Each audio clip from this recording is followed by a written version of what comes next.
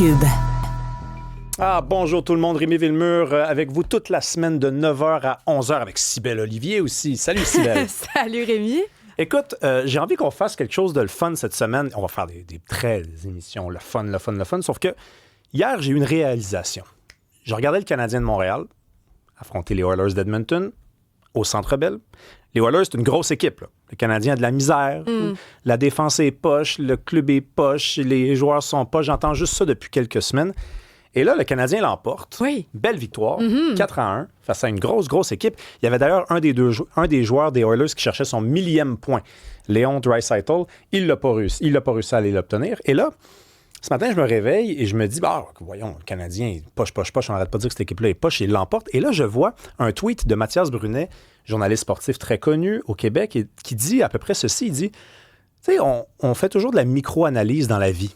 Il parle de la vie en général, il dit, quelque chose va pas bien, on dit, toute cette chose-là va pas bien, mais regardez, là, le Canadien est à 1 point d'être la meilleure équipe de cette division. Mais ça m'étonnait quand tu me dis ça.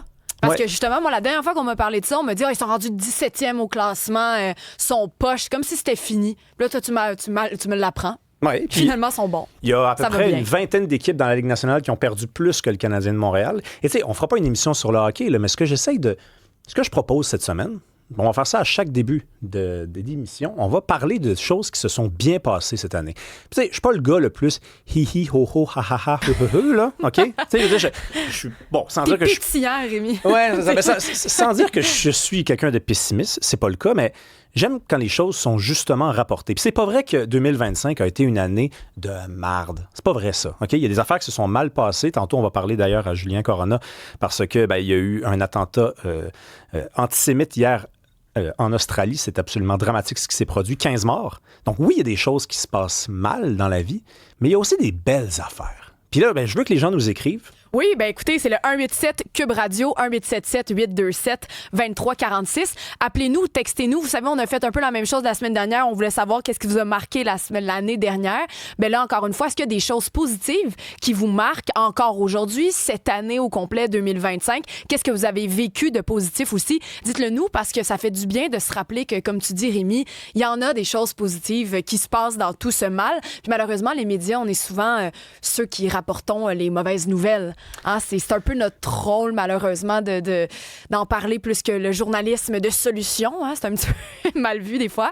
Donc, écrivez-nous parce que vous êtes la voix parfois de ce qui est positif aussi. On commence-tu? Des bonnes petites nouvelles. Vas-y. OK, bon. Article, c'est novembre, ça fait pas longtemps ça fait juste quelques semaines. Des propriétaires peinent de plus en plus à trouver des locataires à Montréal. Là, vous vous dites, mais c'est quoi qui est la bonne nouvelle là-dedans? En fait, dans les dernières années, on disait c'est impossible de trouver un logement à Montréal. C'est rendu 3000 $ pour un 5,5, ça n'a pas de bon sens. Là, c'est rendu que les locataires ont le plus gros bout du bâton. Donc, c'est quand même beaucoup de gens, ça, pour qui c'est une bonne nouvelle. Oui. Il y a des propriétaires qui nous écoutent et qui disent, lui, il n'a rien compris. Non, mais il y a des locataires qui avaient de la difficulté à trouver quelque chose de gros et de pas cher. Et là, c'est rendu qu'ils font... ils arrivent quelque part, les propriétaires leur disent, je vais vous donner un mois de loyer gratuit. Je vais vous payer le stationnement. Oui. Je vais vous payer l'autobus. Je vous fais une première commande. Le frigo va être plein. Non, mais ça, c'est bien, ça. Qu'est-ce qui s'est passé? C'est parce qu'il y a eu, évidemment, une réduction des seuils d'immigration, beaucoup moins d'étudiants étrangers. Il y a eu beaucoup de chantiers qui ont abouti à la construction finale des logements. Donc, il y a de plus en plus de logements. C'est le fun, ça. Oui, c'est sûr que c'est positif parce que c'est un renversement de vapeur qu'on attendait depuis tellement longtemps. À chaque fois, le nombre d'entrevues qu'on a fait avec le Frappru, avec les gens qui viennent défendre les locataires qui disent qu'ils n'ont jamais aucune solution. Là, enfin, comme tu dis, c'est eux qui ont le gros bout du bâton. Par contre, je sais aussi que que plein de logements, oui, qui sont disponibles. C'est vrai qu'il y a encore des prix qui peuvent être baissés, mais le fait que les gens puissent se loger, je veux dire, c'est vraiment la base là, dans une métropole ou n'importe où. Fait que oui, c'est très positif. Il y a Justine Terrebonne qui nous rappelle que c'est Noël la semaine prochaine et que ça, c'est une bonne nouvelle aussi. Oui, c'est d'ailleurs, petite confession, moi, c'est mon côté quétaine. Moi, j'aime beaucoup, beaucoup, beaucoup Noël. As-tu des chandails lettres?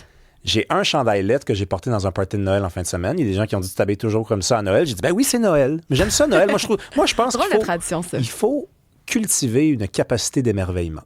Ah oui, tellement. Quand t'es pas capable de t'émerveiller, là, t'es mort. T'es mort par en dedans. Ouais. Si t'es plus capable de trouver ça beau, Noël, ça peut être autre chose. Moi, mettons un coucher de soleil, ça ne m'émeut pas. OK? Il y en a des plus beaux que d'autres, mais il y en a que ça émeut. Moi, ça émeut pas, mais Noël, c'est le fun, Noël. C'est le fun. Il y a des petites chansons qui reviennent. Il y a des traditions. Il y a des trucs qu'on mange. On ne sait même pas si c'est bon, mais on le mange pareil. Comme quoi, mettons? Ben, des oreilles de Chris. Ça, des oreilles de Chris, j'ai jamais vraiment compris ce truc-là. Moi, j'ai jamais eu ça à Noël chez nous non plus. Autre bonne nouvelle. Oui, vas-y. Santé Canada autorise un médicament pour ralentir la maladie d'Alzheimer. Oui. Donc, c'est le lecanemab. Ça avait mal commencé parce qu'au début de l'année, il y avait des reportages qui pleuvaient sur cette question-là parce que le médicament lecanemab, il est utile lorsque vous êtes au tout début de la maladie. Lorsque vous êtes encore assez jeune, ça ne guérit pas la maladie d'Alzheimer. On rappelle que c'est une maladie qui ne se guérit pas. Sauf que ça ralentit la progression de la maladie. Et on apprenait au début de l'année 2025 que ce médicament-là était homologué en Angleterre, en France. On se disait pourquoi pas ici? Ben, c'est parce que ça, c'est des pays qui nous ressemblent un petit peu quand même, là, des pays occidentaux, du G20. Puis on se disait pourquoi ce n'est pas autorisé ici? Ben, Santé Canada a compris le message, est allé de l'avant. Et ça aide des milliers de gens, des milliers de familles, des milliers de proches. Ça soulage des gens aussi qui se disent, si jamais j'arrive au tout début de la maladie, que je respecte les conditions, je vais pouvoir utiliser ça et ça va pouvoir m'alléger la vie, ça va pouvoir me soulager. Donc ça, c'est une très, très bonne nouvelle. La santé, les technologies en sciences, ça fait du progrès. Donc, on commence à se rapprocher d'un monde où on n'aura plus de maladies. Oui, bien surtout quand on se fait dire sans arrêt que le nombre de personnes qui vont être atteintes de, par exemple, cancer du sein, cancer de la prostate qui est en augmentation, tu sais, l'Alzheimer qui est une des maladies qui touche le plus de gens au Canada.